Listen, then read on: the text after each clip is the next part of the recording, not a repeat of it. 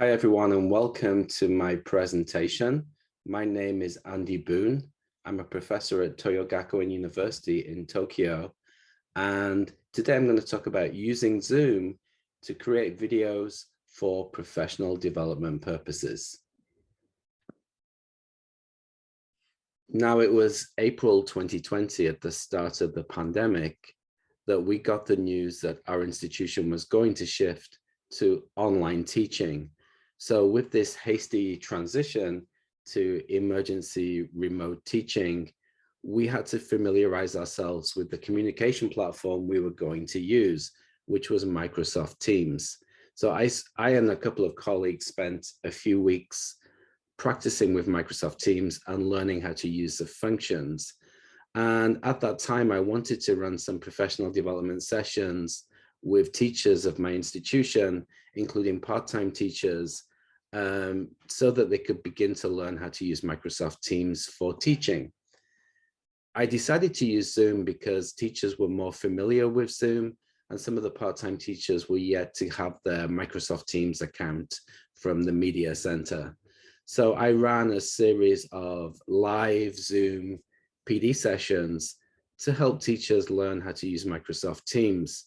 However, the problem that I noticed was that only a handful of our English teachers attended these live sessions because of other personal or work commitments.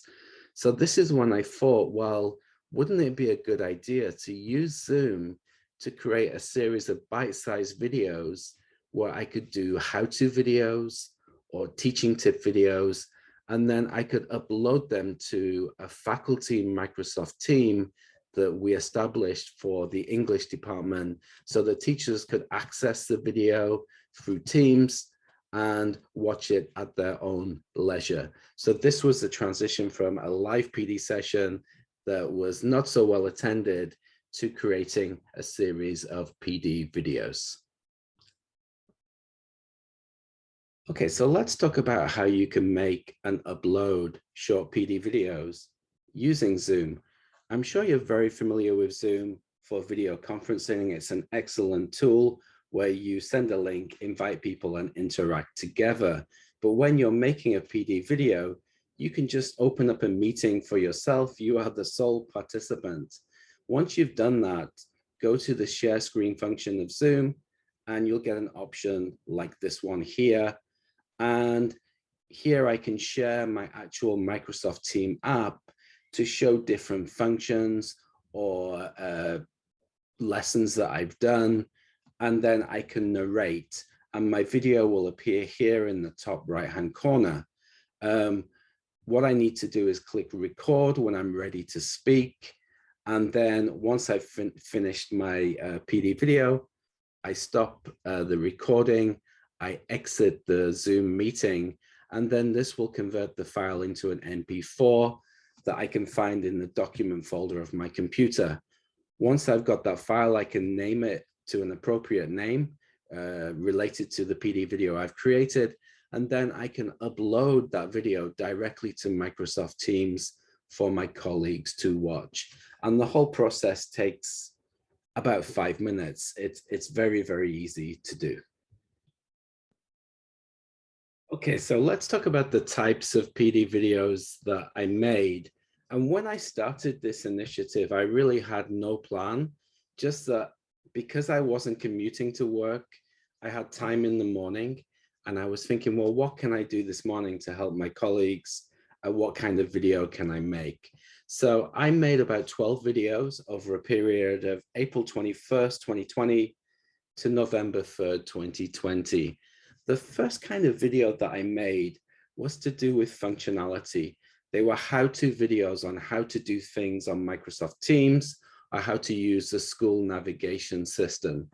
Videos were such as uploading a video to Teams. Maybe you want to do a self-introduction for your students, so how to make a video and upload that to a channel in Teams, how to set assignments on Microsoft Teams, how to receive the assignment, and how to return assignments once they've been graded, how to get a link for your class teams to send to your students so that they can join the team easily, how to find out who has registered for your class on the school navigation system, and how to register student attendance. So you can see that these kinds of videos were at the start of the semester and very much related to important functions that teachers would need to know. Then I moved on to ideas for lessons. So I did a video about ideas for introduction lessons for teaching online. I also shared resources. For example, I did a video on using Quizlet and how you could introduce that into your lessons for students. Then I started in the latter part of the year, from September to November, I started a series called Tips for Teams. And these were activities that have worked in my classes that I thought would be useful to share with my colleagues. So for example, I did a really productive lesson on presentations where students would create a narrated PowerPoint presentation that will be uploaded to Microsoft Teams. And the lesson was spent watching each other's presentations and then leaving a question in Teams for the presenter to answer. And basically that lesson, I could just sit back and watch my students interact together on Teams once they'd done their narrated presentations. Another one was the idea of audio review homework. So setting a review task for students on Microsoft Teams, where they have to do a 1-minute audio review of the last week's lesson. Then that is uploaded to the next week's lesson channel. And at the 5 minutes at the start of the lesson, students will listen to each other's review audio recordings. Another one was a vocabulary game that you could play in Microsoft Teams, where you have students look up the meanings of words, or you have them look for certain words related to the lesson. Then you can post a clue or a definition, and the first student to say what word it is gets a point in Teams. I also looked at how to use the poll function of Microsoft Teams and how you could do that to see if students were keeping track with the lesson. You know, am I going too fast, just okay, or too slow? And then students could vote and you would get an immediate response in Microsoft Teams. So these are some of the PD videos that I created over the year for my colleagues. Now, obviously, some of the PD videos I made contain my students' names. So for example, the PD video about presentations or reactions to the vocabulary game. So I had to be careful to ask students permission to be able to share that with my colleagues. And students were happy to give permission. They were happy to show what they'd done for the faculty. I'd like to show you an example video to give you a sense of the PD videos that I created. So I've chosen the Quizlet one because I'm using the internet, I'm sharing websites. I'm not going to play it all because it's about 6 minutes and 44 seconds long, but I'll play the beginning so you get an idea of the kinds of PD videos that I made. Okay, hi, good morning and welcome to the second semester. As promised, I'm going to do a very short video about using Quizlet. And these Quizlet flashcards are based on the new general service list. So if you watch the presentation by Dr. Charlie Brown, you'll know about the new general service list, which is basically a list of the most frequent words in general English. So if we click on, we go to Charlie Brown's website, and up here you'll find NGSL tools. And here you can click on the NGSL Quizlet flashcards. And you can learn the words in 50 word blocks here. So this will take you to Quizlet. Now you can sign into Quizlet for free. Students can sign in for free. My interface is in English, but students' interface can be in Japanese.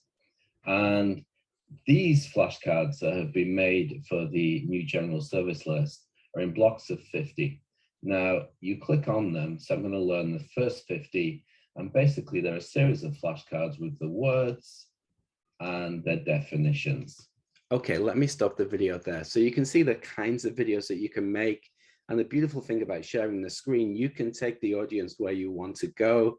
So if you're showing them Quizlet, you can take them through the steps to get to the flashcards for the new general service list words. And the aim of this was to encourage my colleagues to use Quizlet within their classes. At the start of this academic year, I conducted a short survey with my colleagues. Basically, I wanted to get feedback on how well the PD videos had been received, the PD videos of the previous year. So I use Microsoft Forms. It integrates really well with Microsoft Teams. I shared the link to the survey in our dedicated professional development team, and I was able to get 13 replies. My first question was whether my colleagues preferred live Zoom video sessions or whether they preferred the recorded videos. As you can see, 9 colleagues preferred recorded videos, 2 enjoyed the live sessions more, and 2 liked both of them. Now, the reasons that they gave for preferring the recorded videos was the on-demand nature.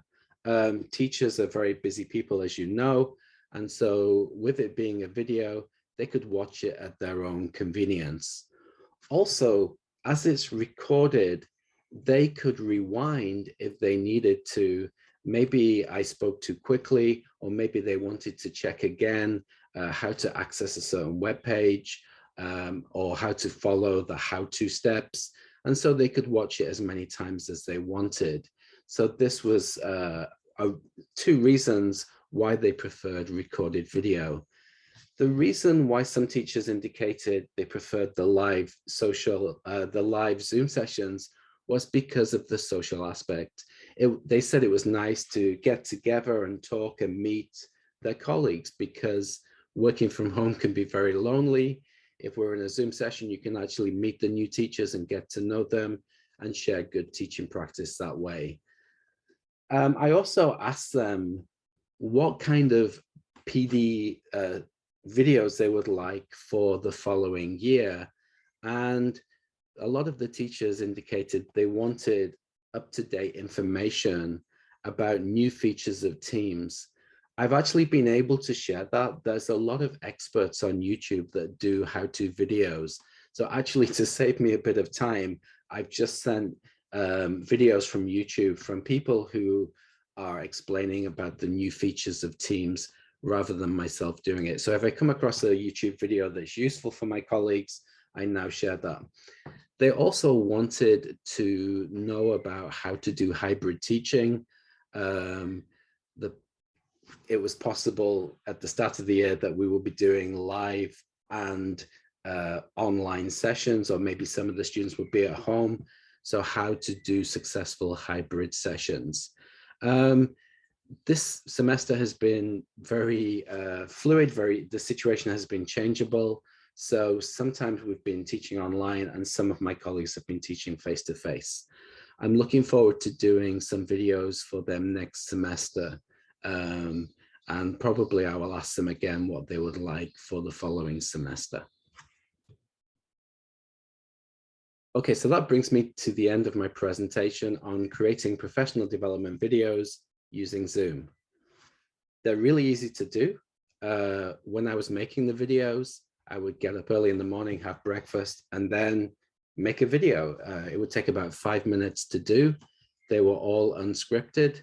So it's really, really quick and very, very convenient, because once you've got the file, you can then just upload it to Microsoft Teams. I would upload it to our dedicated professional development team for the department. And I could also send a link, or I could send the video via our electronic mailing list. So it went to all of the English teachers. And then I could make videos that would help teachers to meet the challenges of online teaching, and remember that the situation is forever changing at the moment. So we're trying to meet the needs of our students and deliver quality lessons online. Thank you. If you've enjoyed my presentation, you can find the write-up of this research in the latest Modern English Teacher, July 2021. And my email address is there for you as well. And now it's over to you. I'd like you to think about what I've talked about in this presentation and think about how you could use this initiative at your institution. If you'd like to leave a comment in the live chat box, or if you have questions, I will get back to you as soon as I can. Thank you very much for your time. Stay safe and enjoy the rest of the conference. Thank you.